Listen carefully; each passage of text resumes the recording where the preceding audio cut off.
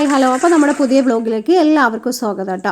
മനുഷ്യരൊന്നും വ്യത്യസ്തത ഇഷ്ടപ്പെടുന്നവരാണല്ലോ. പക്ഷേ ഇങ്ങനത്തെ ഒരു വ്യത്യസ്തതയും വെറൈറ്റിയും ഞാൻ ആദ്യമായിട്ടാണ് ജീവിതത്തിൽ ട്രൈ ചെയ്യുന്നത്. ഇന്നൊരു സൺഡേ ആയതുകൊണ്ട് തന്നെ ബിരിയാണി വെക്കാം എന്നുള്ളൊരു സജഷൻ വന്നപ്പോൾ ഞാൻ ആദ്യം വിചാരിച്ചത് നമുക്ക് ചിക്പി കൊണ്ട് വെള്ളക്കടല കൊണ്ട് ഒരു ബിരിയാണി വെച്ച് ട്രൈ ചെയ്താലോ എന്നാണ് കേട്ടോ. അപ്പോഴാണ് ഹസ്ബൻഡ് പോയി ചിക്കനും വാങ്ങിച്ചു വരുന്നത്. അപ്പം ഞാൻ വേവിച്ചെടുത്ത ഈ കടല എന്ത് ചെയ്യും എന്നുള്ളൊരു കൺഫ്യൂഷൻ വന്നപ്പോൾ ആൾ എന്നോട് പറഞ്ഞു, എങ്കിൽ നീ അതും കൂടെ ആഡ് ചെയ്തിട്ട് അങ്ങ് ബിരിയാണി ഉണ്ടായിക്കോന്നു.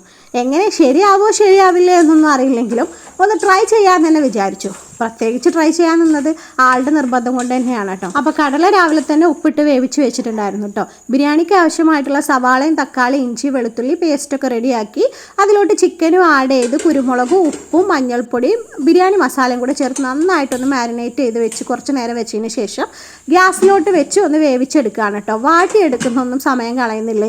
ഇന്ന് ഡയറക്റ്റായിട്ട് ഇതുപോലെ ഒന്ന് വേവിച്ചെടുക്കുകയാണ്. ഇനി ആ സമയം കൊണ്ട് തന്നെ അരി ഒന്ന് അളന്നെടുക്കുന്നുണ്ട്. ചോറ് വെക്കാനായിട്ട് ഒരു 3 കപ്പോളം അരി എടുക്കുന്നുണ്ട്. സാധാരണ ബിരിയാണി വെക്കുന്ന സമയത്ത് സവാള ഉള്ളിയൊക്കെ നന്നായിട്ടൊന്ന് വഴറ്റിയിട്ടാണ് ചിക്കൻ ഇട്ടിട്ടൊന്ന് കുക്ക് ചെയ്തെടുക്കാറ്. പക്ഷെ ഇന്ന് എന്തോ അതിനൊന്നും തോന്നിയില്ല. ഇങ്ങനെ വെക്കാനാണ് തോന്നിയത്. ഇങ്ങനെ ട്രൈ ചെയ്യാറുണ്ട്. പക്ഷേ ഇങ്ങനെ വെക്കുന്ന സമയത്ത് നമ്മൾ വിറകടുപ്പിൽ വെക്കുമ്പോഴാണ് കേട്ടോ ഇതിനൊരു ടേസ്റ്റ് കിട്ടുന്നത്. ഞാൻ ഗ്യാസിൽ ഇങ്ങനെ ആദ്യമായിട്ടാണ് ട്രൈ ചെയ്യുന്നത്. അപ്പോൾ വെള്ളമൊന്നും ആഡ് ചെയ്തിട്ടില്ല. ചിക്കനിൽ നിന്ന് തന്നെ വെള്ളം ഇറങ്ങിക്കോളും. അപ്പോൾ അതുകൊണ്ട് തന്നെ ഇടയ്ക്ക് അടിക്ക് പിടിക്കാതിരിക്കാനൊന്ന് ഇളക്കി കൊടുക്കുന്നത് കേട്ടോ. ഈ ലെമൺ ജ്യൂസ് വിനെഗറും ഒന്നും തന്നെ ആഡ് ചെയ്തിട്ടില്ല. അതൊക്കെ ചിക്കൻ ഒന്ന് കുക്കായ സമയത്ത് ദം ചെയ്യണതിൻ്റെ മുന്നേ മാത്രമേ അത് ചേർത്ത് കൊടുക്കുന്നുള്ളൂ. ലെമൺ ജ്യൂസ് വിനെഗറും ചേർത്തിട്ട് കുക്ക് ചെയ്യാറില്ല കേട്ടോ. ദം ചെയ്തെടുക്കാറാണ് ചെയ്യുന്നത്. ബിരിയാണി വെക്കാനുള്ള അരി ഒന്ന് വെള്ളത്തിൽ കുതിർത്ത് വെച്ചിട്ടുണ്ട്. ഒരു 15 മിനിറ്റോളം, കൂടുതൽ സമയം വെക്കാറില്ല, അരി പൊടിഞ്ഞു പോകും. അപ്പോൾ ലെമൺ ജ്യൂസും ഒന്ന് സ്ക്യൂസ് ചെയ്തെടുത്തിട്ടുണ്ട്. ഇനി ഇടയ്ക്ക് ഇതുപോലെ മസാല ഒന്ന് ഒരു ഹാഫ് കുക്ക് ആവുന്നത് വരെ ഇതുപോലെ ഒന്ന് വയറ്റി വേവിച്ചെടുക്കണം കേട്ടോ. അപ്പോൾ ഉള്ളി തക്കാളിയൊക്കെ വെന്ത് വരുമോ എന്നുള്ളൊരു ഡൗട്ട് ഉണ്ടെങ്കിൽ അത് വേണ്ട, നന്നായിട്ട് തന്നെ വെന്ത് വരും കേട്ടോ. നന്നായിട്ട് വെന്ത് ഉടഞ്ഞ് ആ മസാലയായിട്ടൊന്ന് മിക്സ് ചെയ്ത് വരും കേട്ടോ. ഇനി റൈസ് വെക്കാനുള്ള ഒരു തയ്യാറെടുപ്പിലാണ്.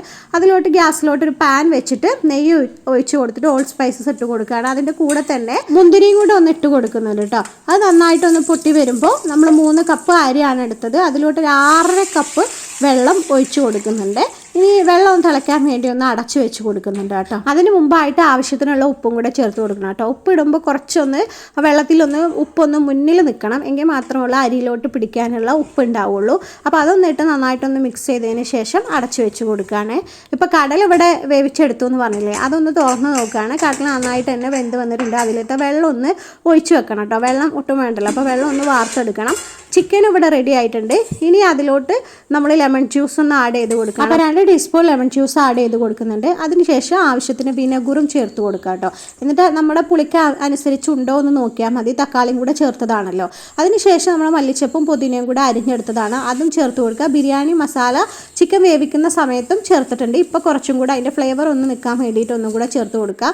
ബിരിയാണി മസാല വീട്ടിലുണ്ടാക്കിയത് തന്നെയാണ് കേട്ടോ. വീട്ടിൽ പൊടിച്ചെടുത്ത് തന്നെയാണ്, പുറത്തുനിന്ന് വാങ്ങിച്ചതല്ല. ആ സമയത്ത് റൈസിനുള്ള വെള്ളം തിളച്ച സമയത്ത് അരി ഒന്ന് ഇട്ട് കൊടുക്കുക കേട്ടോ. അതൊന്ന് വെന്ത് ഒരു 3/4 വേവോ ആകുമ്പോൾ നമുക്ക് അതിലോട്ട് ലെമൺ ജ്യൂസ് ഒന്ന് ആഡ് ചെയ്ത് കൊടുക്കുക. അപ്പോൾ ചോറിനും ചെറിയ പുളി കിട്ടും കേട്ടോ. അതിന് വേണ്ടിയിട്ടാണ്. മാത്രമല്ല ചോറ് ഒരുപാട് വെന്ത് പോവുകയില്ല. പിന്നെ ദം ചെയ്യാൻ എടുത്തിട്ടുണ്ട്. ദം ചെയ്യുമ്പോൾ വായിൽ വെച്ചൊന്ന് സെപ്പറേറ്റ് ചെയ്തെടുക്കുന്നുണ്ട് കേട്ടോ. ലെയറായിട്ടാണ് ചെയ്തെടുക്കുന്നത്. ഓരോ ലെയർ ഇടുമ്പോഴും നമ്മൾ ബിരിയാണി മസാലയും മല്ലിച്ചപ്പും പുതിനയും കൂടെ അരിഞ്ഞെടുത്തും കൂടെ ചേർത്ത് കൊടുക്കുന്നുണ്ട് കേട്ടോ. ഇനിയാണ് നമ്മുടെ മുഖ്യ പ്രധാനമായിട്ടുള്ള ഐറ്റം വരുന്നത്. കടലയും കൂടെ ഇട്ട് കൊടുക്കുക കേട്ടോ. ഇത് എന്തിനാണ് ഇട്ട് കൊടുത്തേ ചോദിച്ചാൽ പ്രത്യേകിച്ച് കാര്യമൊന്നുമില്ല. ഹസ്ബൻഡ് എന്നോട് പറഞ്ഞത് നീ അണ്ടിപ്പരിപ്പ് ചേർക്കേണ്ട അടി, അതിന് പകരമായിട്ട് ഈ കടല അങ്ങ് ഇട്ട് കൊടുത്തോന്നാണ്. എന്നിട്ട് ബിരിയാണി മസാലയും കൂടെ ഇട്ട് കൊടുത്തിട്ടുണ്ട്. ആക്ച്വലി ഇങ്ങനെ വേവിച്ചെടുത്താൽ അതിന് പ്രത്യേകിച്ച് ടേസ്റ്റ് ഉണ്ടോ എന്നും അറിയില്ല കേട്ടോ. എന്നിട്ടൊരു 15 മിനിറ്റ് ഇതുപോലെ ഒരു പാൻ വെച്ചിട്ടാണ് ദം ചെയ്തെടുക്കുന്നത്.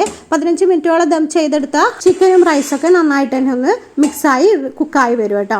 ഇനി അതിന് ശേഷം നമ്മൾ ദമ്മൊക്കെ ഒന്ന് പൊട്ടിച്ച് അതൊരു കാസറോളിലോട്ട് മാറ്റുകയാണ് കേട്ടോ. ഞാൻ എപ്പോഴും ചിക്കനും അതുപോലെ റൈസും സെപ്പറേറ്റ് ചെയ്തുകൊണ്ട് തന്നെയാണ് എടുക്കാറ്. രണ്ടും കൂടെ മിക്സ് ചെയ്യാറില്ല കേട്ടോ. ബിരിയാണി കഴിച്ചതിൻ്റെ റിസൾട്ട് എന്താണെന്ന് ചോദിച്ചാൽ ഈ ഒരു കടല ഇട്ടത് കൊണ്ട് പ്രത്യേകിച്ച് ഒരു ടേസ്റ്റ് കൂടുതലോ കുറവോ ഒന്നും തോന്നിയില്ല കേട്ടോ. പിന്നെ എന്തിനാ ഇട്ടതെന്ന് ചോദിച്ചാൽ പ്രത്യേകിച്ച് കാര്യമൊന്നുമില്ല. അപ്പോൾ നമ്മുടെ ബിരിയാണി കഥ ഇവിടെ തീരുകയാണ് കേട്ടോ. അപ്പോൾ അടുത്ത വീഡിയോയിൽ കാണാം.